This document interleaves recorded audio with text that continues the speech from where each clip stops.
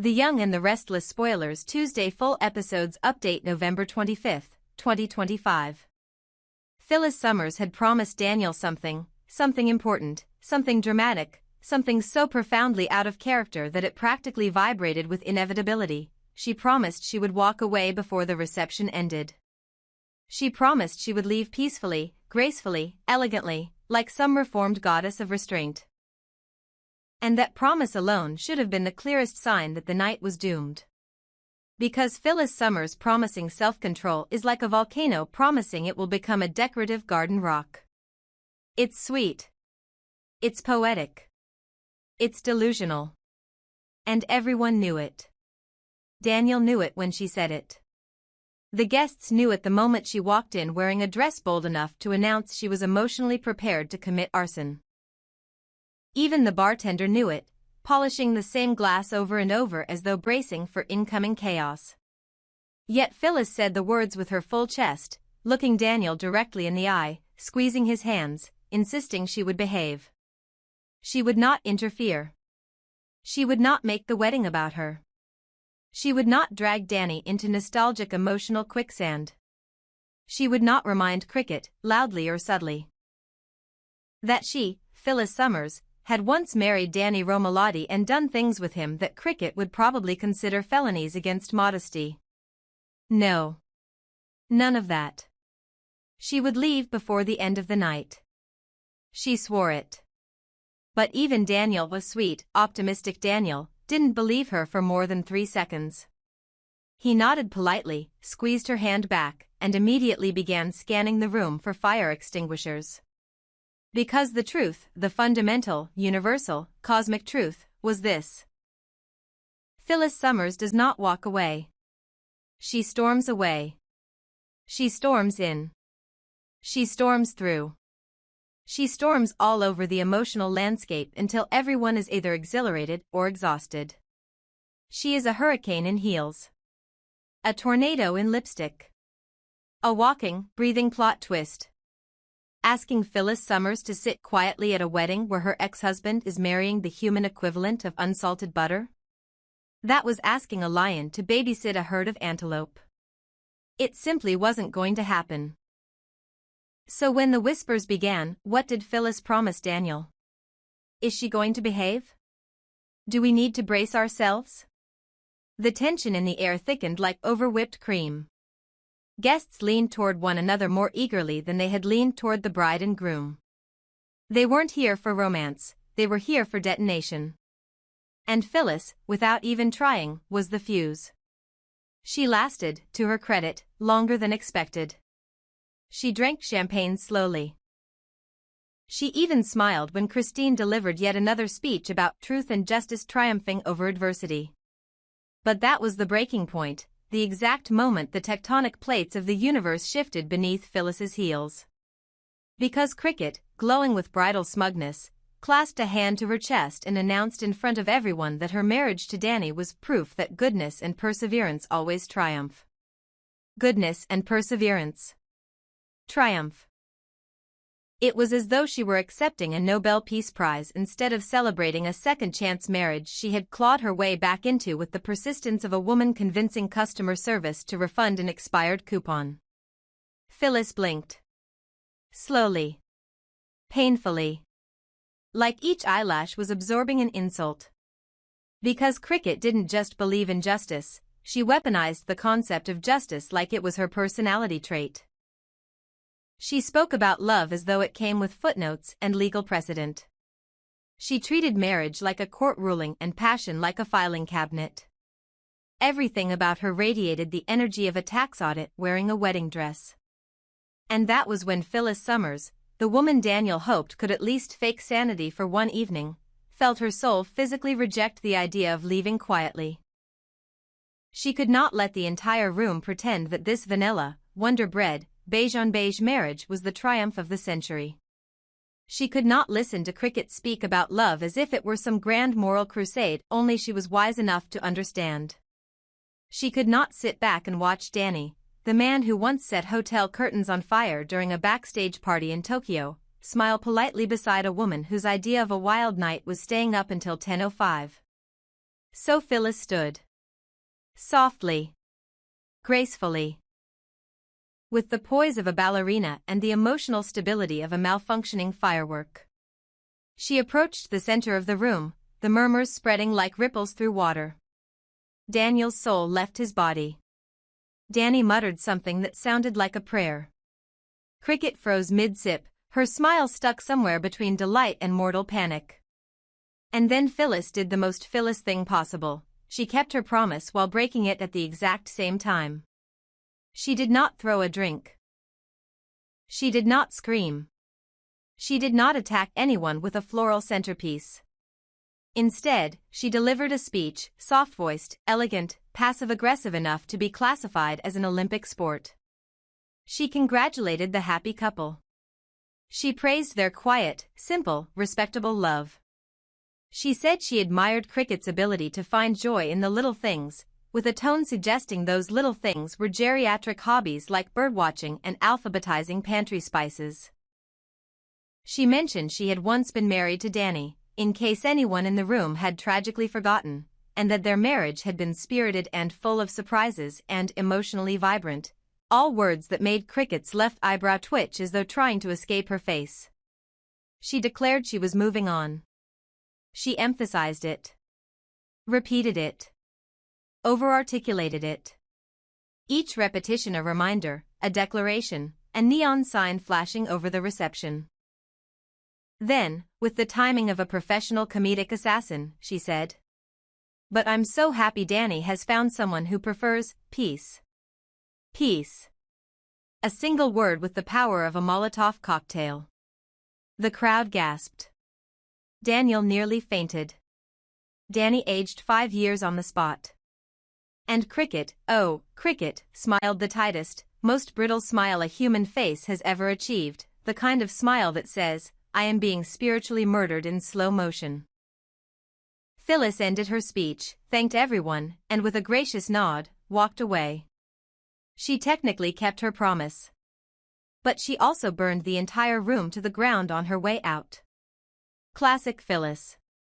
Phyllis Summers never truly had a choice when it came to letting go of the past, because the past was the only battlefield where she ever felt powerful, alive, or understood. It was the only place where she could pretend the rules of Genoa City did not apply to her the way they applied to everyone else. So when the second half of Christine and Danny's reception began, a half already wobbling on the edge of disaster thanks to her earlier peaceful but pointed speech, Phyllis walked back in with Kane at her side, pretending to be composed but radiating the unmistakable energy of a woman about to make another beautifully catastrophic decision.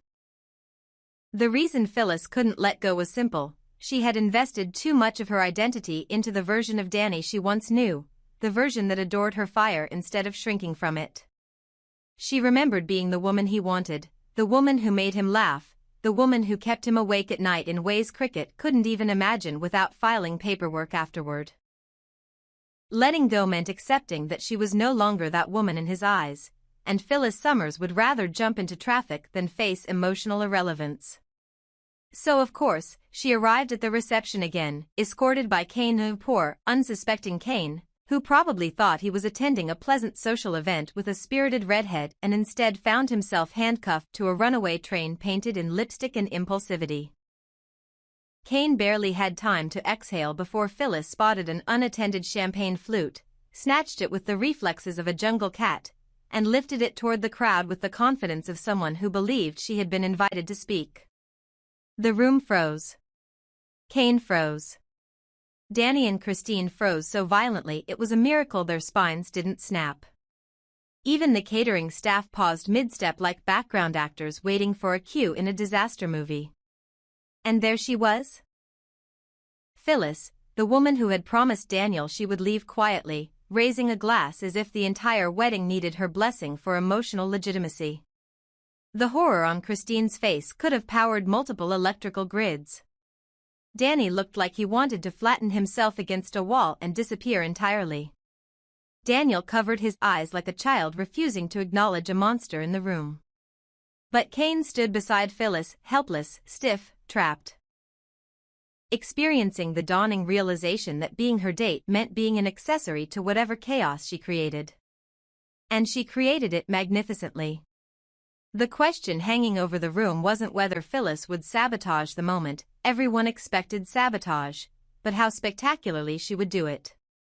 She had a reputation to uphold. She had emotional property rights to Danny's past. She had unresolved feelings, unresolved pride, unresolved anger. She was a walking archaeological dig of unresolved everything. But then something strange happened, something so surprising it momentarily rewired the collective brain of the wedding guests. Phyllis didn't attack the bride. She didn't mock the groom. She didn't insult the vows, the decor, or Christine's endless stream of legal-themed metaphors. Instead, she delivered a toast so bizarrely gentle, so unexpectedly restrained, that the room blinked in disbelief. She spoke of love evolving. She spoke of memories being honored, not erased. She even referred to Christine as gracious, a word she had previously only used to describe people she wanted to strangle politely. Danny nearly fainted from shock. Christine's eyes widened like she'd just witnessed a ghost returning a library book on time. And the guests? They were stunned into silent awe. It was as if Phyllis had performed a magic trick involving emotional maturity. But the true twist came from Kane. While everyone else braced for disaster, Kane slowly began to smile. Not nervously. Not fearfully. But genuinely. Because Kane wasn't horrified, he was entertained. He found Phyllis fascinating, unpredictable, larger than life in a way that Genoa City rarely allowed itself to be anymore. While others clutched their pearls and prayed for stability, Kane appreciated the chaos. He admired her restraint, even if it was temporary and fueled by nothing but spite wrapped in self-control. When the toast ended, miraculously without carnage, Kane leaned closer and murmured something appreciative, something acknowledging that she had shown surprising grace. And for the first time that evening, Phyllis didn't look like a grenade waiting for someone to pull the pin. She looked validated. Seen. Appreciated not for her destruction, but for her ability to dance right along the edge of it. It wasn't that Phyllis couldn't let go of Danny. It was that she had never met anyone who looked at her chaos and didn't flinch. Until Kane.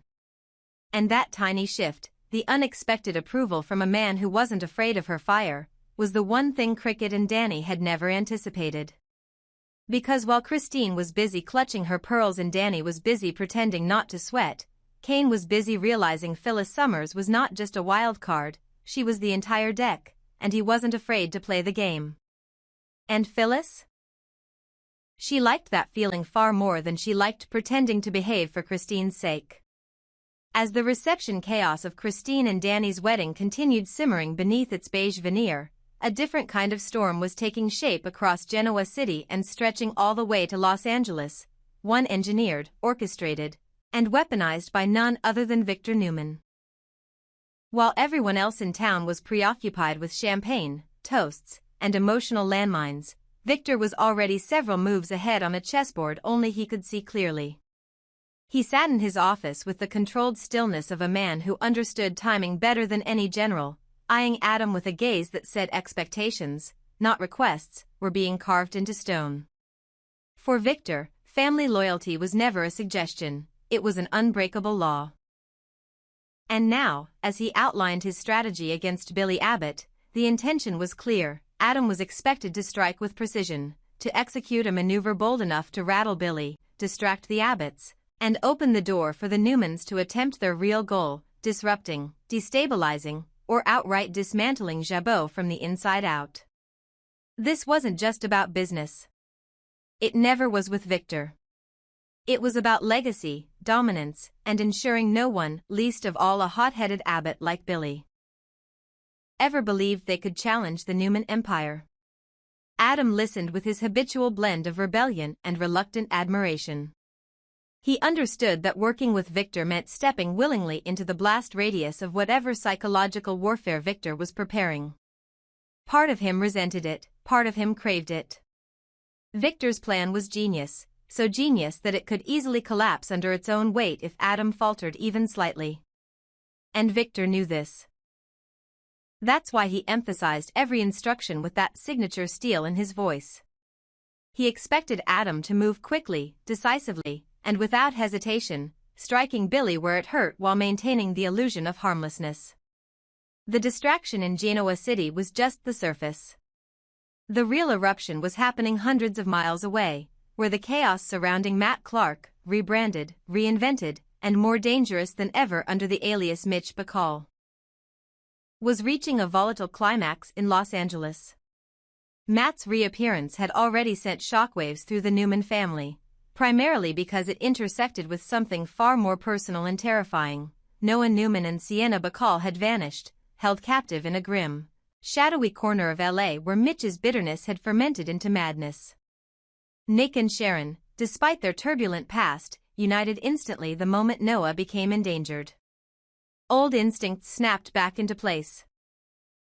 Nick's fierce protective energy and Sharon's emotional intuition suddenly aligned with absolute clarity. Their son was missing, and nothing else mattered. They flew to Los Angeles operating on desperation and fragments of clues, trying to untangle the twisted web Mitch had spun around Sienna, whose connection to him was still shrouded in secrets that only made their disappearance more alarming. For Victor, this crisis was unacceptable, but strategically inconvenient.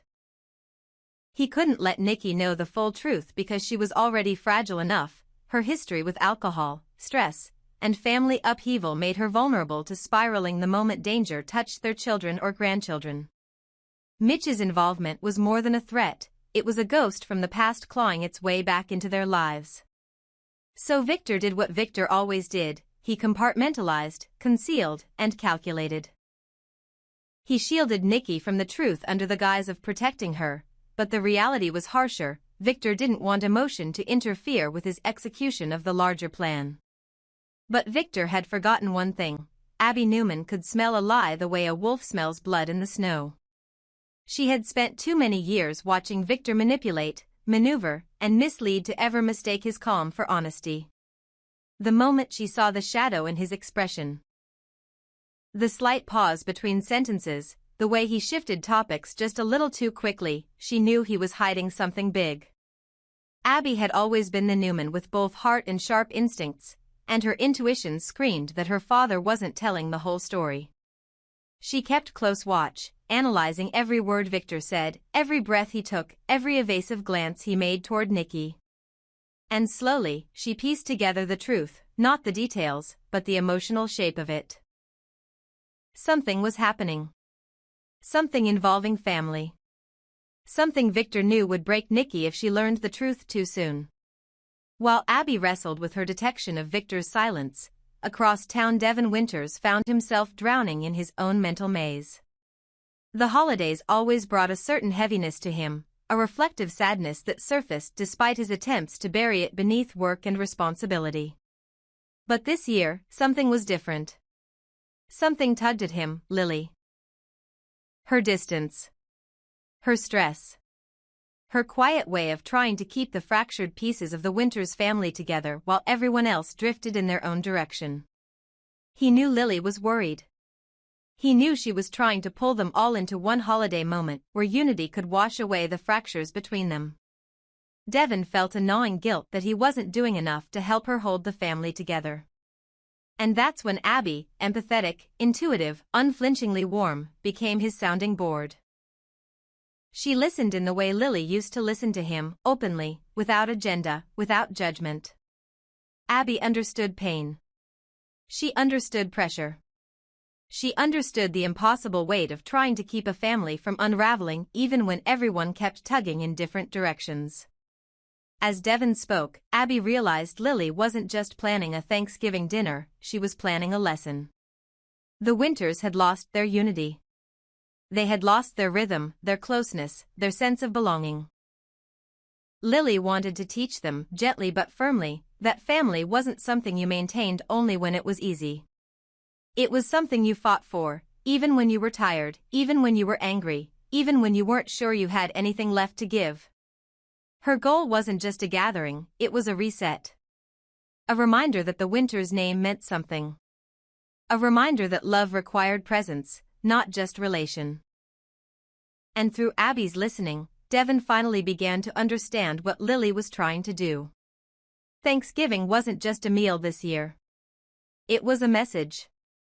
And if the Newmans, the Abbotts, and the entire chaotic hurricane of Genoa City were heading into a storm of secrets, kidnappings, and corporate warfare, then Lily Winters would be the quiet counterbalance. The woman determined to anchor her family before they, too, were pulled apart by the emotional earthquakes shaking the city from coast to coast.